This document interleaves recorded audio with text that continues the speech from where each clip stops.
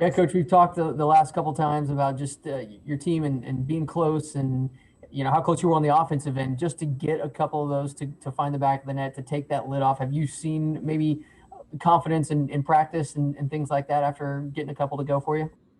Yeah, I mean, I think you saw immediately if you saw the celebration that took place that I'm surprised we didn't get any injuries out of that celebration. That there was just a sense of relief and just a lot of excitement, obviously, and beating a top five program here at home with a bunch of youngsters and a lot of veterans that deserve it for all the work that they've put in. It does take a little bit of a little bit of the load off of them. Well, Coach, you guys have another opportunity against a top 10 team in West Virginia. How are you guys preparing for them this week?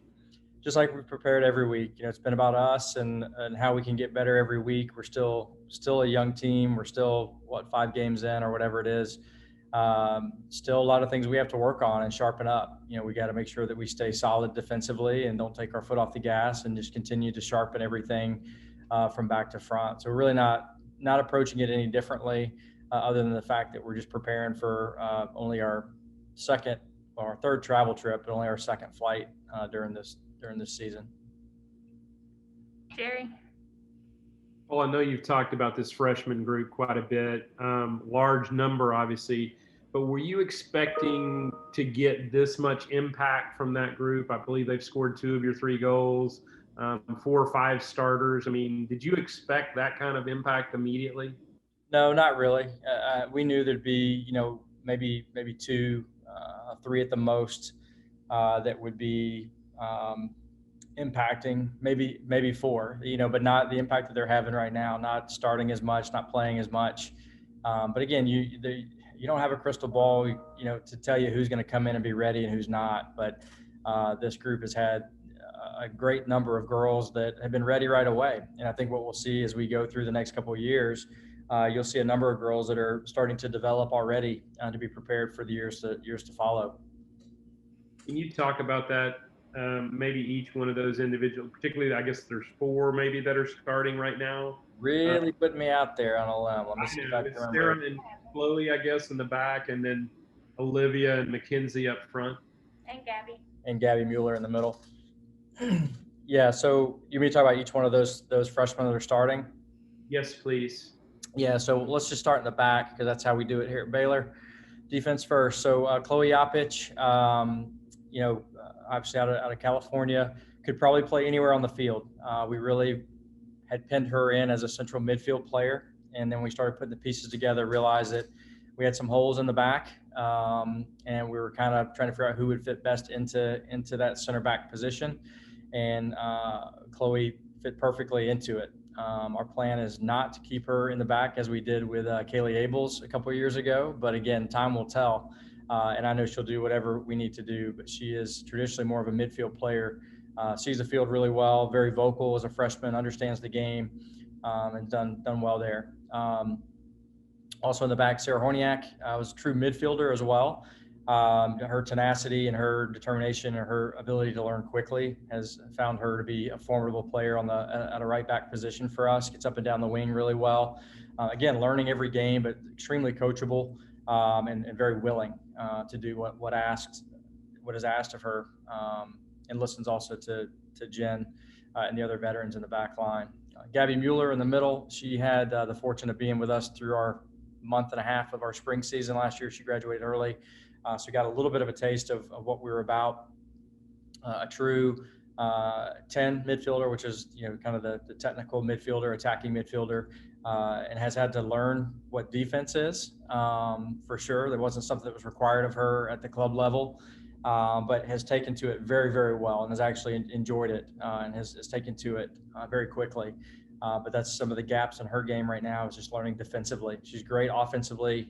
We'll see that even more as she develops also. But you already start to see her combine not only with her back line finding her, but also her being able to find the ball and then produce up front.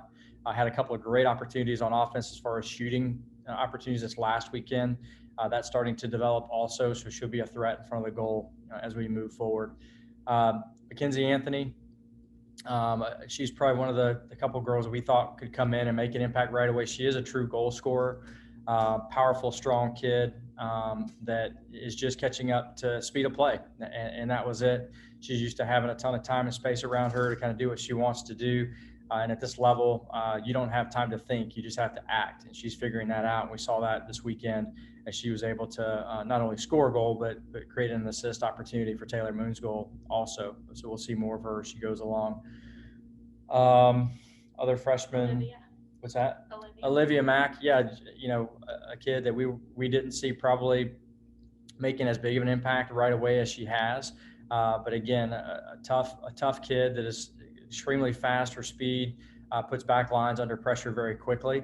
And just her tenacity and spirit on the field is untouchable, and has been a great spark for us. So initially off the bench, and then with some injuries and kids being held, she took that starting role very, very well. And we'll see her kind of probably rotate back and forth based on what our needs are from game to game, whether she'll start or come off the bench, but continue to get high minutes.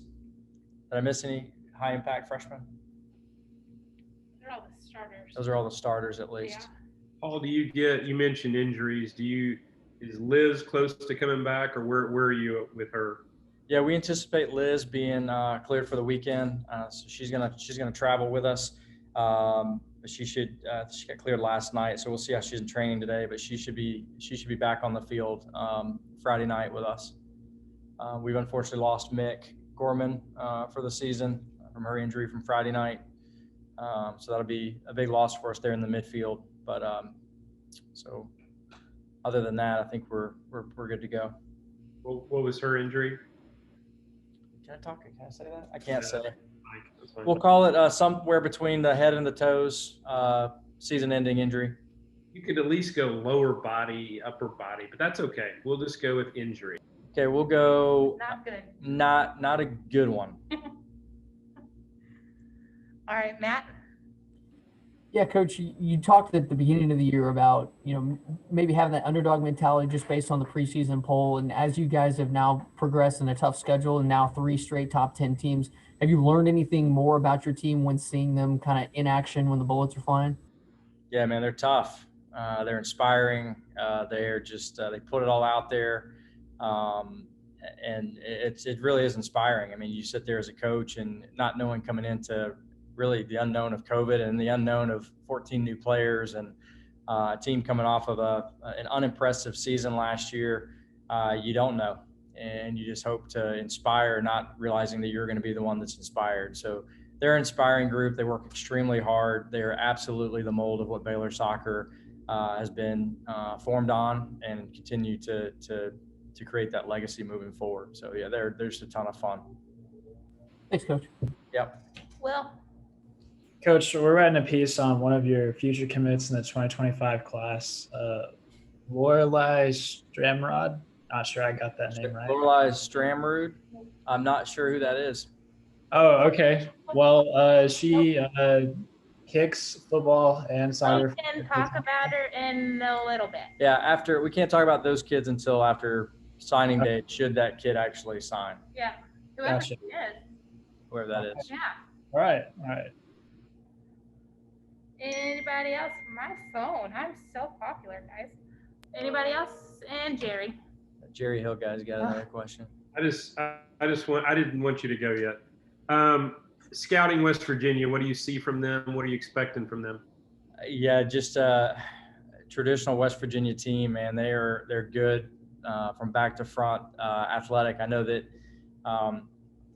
we try to be a really athletic team and out physical teams at times, and we are always have a really good matchup when it comes to West Virginia. Athletic, strong, fast, good soccer players, traditional powerhouse, but an absolute easy team to get up for, because it's always going to be such a battle. You're definitely the underdog when you walk into Dick DeLess Park up there in under the mountains, but a great team. They got quality players in every position.